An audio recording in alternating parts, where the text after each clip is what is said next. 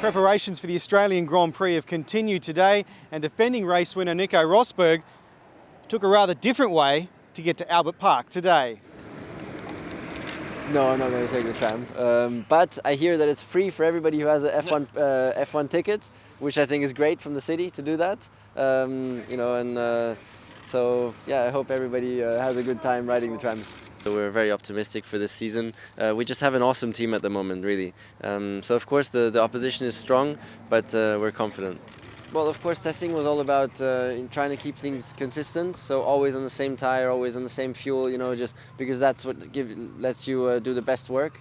If you have a good baseline and just don't change so many other components.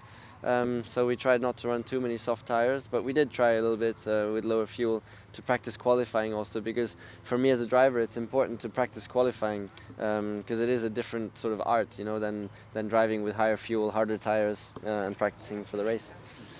I've been there since day one of this project in the beginning of 2010, so I definitely have a good idea of why we're so strong now.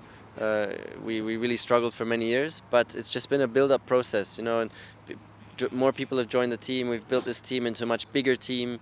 It's much more structured now. The communication is better. The competence, we have even more competent people, and it's just, we are the best now in F1. We're the best team. We have the best individual departments. We're the best overall team.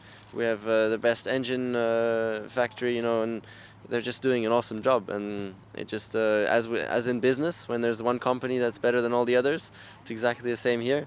Our race team just is leading the way at the moment. Big smile, Ricardo, is a big threat, and it's great, for Australia to have such a fantastic driver in F1, and I hope that again he can do a great job this weekend as last year. Without the after-race disqualification, of course, and it was cool to see, how enthusiastic everybody was about his second place last year, and I'm sure he'll have another very good race here this weekend, and that would be great, and as long as he doesn't come too close to me.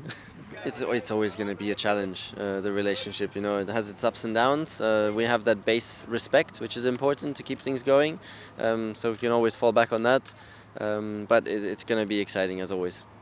No, I think it's smaller. Last year the advantage was massive, so I think it will be smaller gap this year.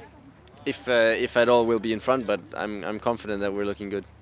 Stay tuned right here to Speed Cafe for all the news and videos heading into the Australian Grand Prix. And whether it's F1, V8 Supercar, Carrera Cup or racing across the globe, there's just one place to get all your information. That's right here at speedcafe.com.